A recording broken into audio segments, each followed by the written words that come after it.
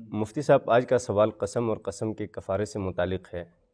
کسی انسان کو کیسے پتہ چلے گا کہ میں حانث ہو گیا ہوں اور مجھ پر کفارہ واجب ہو گیا ہے؟ پہلے اس پہ بات کر لیں، پھر کفارے کو سمجھتے ہیں۔ بسم اللہ الرحمن الرحیم۔ بنیادی طور پر قسم کی 3 قسمیں ہیں اور تینوں قسموں کے احکامات بھی جدا جدا ہیں۔ البتہ کفارہ صرف ایک قسم میں واجب ہوتا ہے۔ پہلی قسم ہے یمین منعقدہ۔ مستقبل یعنی آنے والے وقت میں کسی کام کو کرنے یا نہ کرنے کے بارے میں قسم کھانا یمین منعقدہ کہلاتی ہے۔ مثال کے طور پر کوئی شخص یہ قسم کھاتا ہے کہ میں آئندہ فلاں کے گھر نہیں جاؤں گا، فلاں سے بات نہیں کروں گا یا فلاں کام کروں گا۔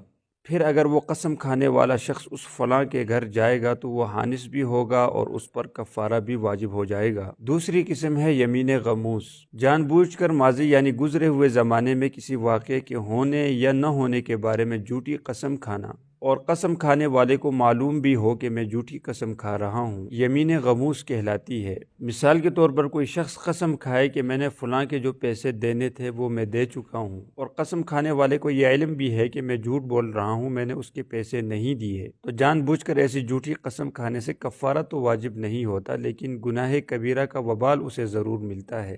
ایسی جھوٹی قسم کھانے والے شخص پر توبہ و استغفار کرنا واجب ہوتا ہے۔ تیسری قسم ہے یمین لغو۔ ماضی یا حال میں کسی واقعے کے ہونے یا نہ ہونے کے بارے میں اپنے علم کے مطابق سچی قسم کھانا جبکہ وہ حقیقت میں سچی نہ ہو، یمین لغو کہلاتی ہے۔ مثال کے طور پر کوئی شخص قسم اٹھا کر کہتا ہے کہ فلاں کام اس طرح ہوا تھا یا اس طرح ہوا ہے، اور اپنے علم کے مطابق وہ سچ بھی بول رہا ہے، لیکن حقیقت میں وہ کام اس طرح سے نہ ہوا ہو جیسے وہ قسم اٹھانے والا شخص بتا رہا ہے۔ ایسی قسم اٹھانے والے شخص پر کفارہ بھی واجب نہیں ہوتا اور اسے گناہ بھی نہیں ملتا۔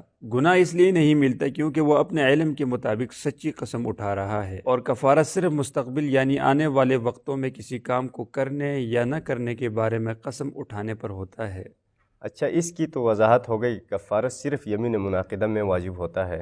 اب یہ بتائیں کہ قسم کا کفارہ ہے کیا اور اس کو کیسے ادا کرنا ہے؟ جی بالکل، کفارہ صرف اس قسم میں واجب ہوتا ہے جس کا تعلق مستقبل یعنی آنے والے وقتوں کے ساتھ ہو، اور قسم کا کفارہ یہ ہے کہ 10 مسکینوں کو 2 وقت کا کھانا کھلایا جائے، اور اگر 10 مسکینوں کو 2 وقت کا کھانا کھلانے میں مشکل پیش آ رہی ہو تو پھر 10 مسکینوں میں سے ہر ایک مسکین کو 2 وقت کے کھانے کے پیسے بھی دیے جا سکتے ہیں۔ 2 وقت کے کھانے کی قیمت ایک صدقہ فطر کے برابر ہوتی ہے، اور صدقہ فطر فی الحال احتیاطاً 300 روپے ہے۔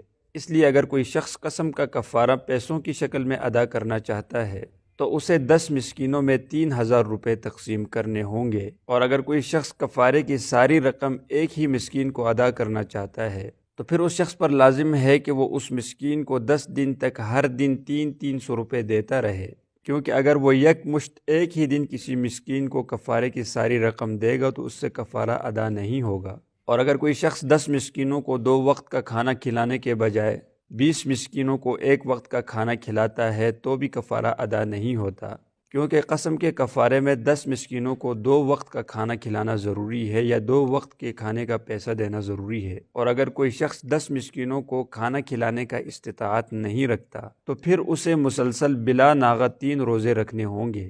اگر 3 روزوں کے درمیان میں ناغہ کرے گا تو بھی کفارہ ادا نہیں ہوگا۔